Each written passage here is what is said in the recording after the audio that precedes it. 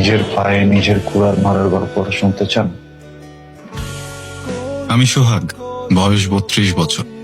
একটা প্রাইভেট কোম্পানিতে চাকরি করতাম। তো আড্ডাবাজি, নেশাপাতি কোনো কিছুতে ছিলাম না।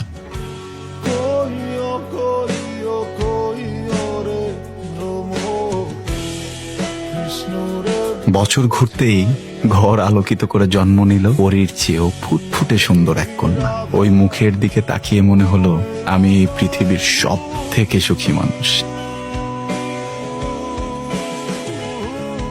গরিব হওয়ার অসুবিধা হলো সাধ্য থাকে না। ইচ্ছে করে মেয়েকে পুরো দুনিয়া কিনে দেই। সংসারে একজন নতুন মানুষের খরচ জোগাতে শিম খেতে লাগলাম।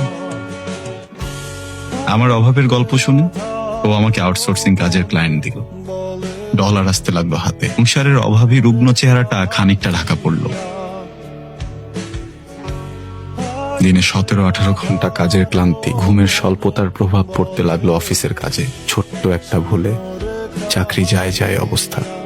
ত্রাণকর্তা হয়ে এলো বন্ধু হাদি। না ঘুমিয়ে কাজ করার জন্য দিল এক অদ্ভুত সমাধান।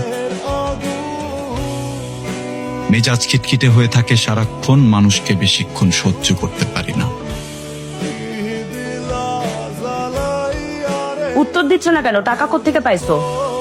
পাসপোর্ট নাকা আলকিলো ক্লায়েন্ট পেমেন্ট ভিসা 6 মাস ধরে তুমি কোনো ইমেল চেক করো না, তাহলে এই ক্লায়েন্টটা আসলো কোত্থেকে? তারপরে তো লেনদেন করবো আইতেছিলেন আইতে বসলে তোমার সব কিছু মনে রাখে। তুই আমার টাকা চুরি খাবার খাইতেছিস? কি? আমি তোকে পুলিশে দিব। আরে আমি কাজ টাকা নিচ্ছি তো। কোথায় পাইছিস তুই টাকা? হ্যাঁ পুলিশ এই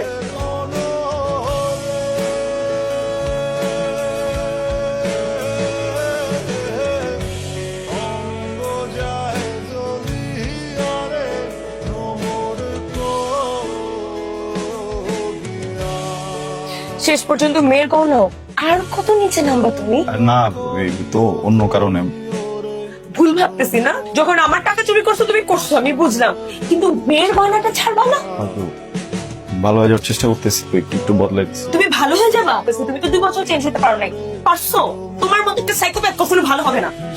আমি তোমার সাথে থাকবো না, তুমি আমার সাথে কোনোদিন যোগাযোগ করার চেষ্টা করবে না। আমি করবো না, শোনো আমি বল ক্লিয়ার কি হবে। আমি করে বলবো। ওকে আমি আমার সাথে নিয়ে যাবো। বলো না, শোনো না। আরে আমি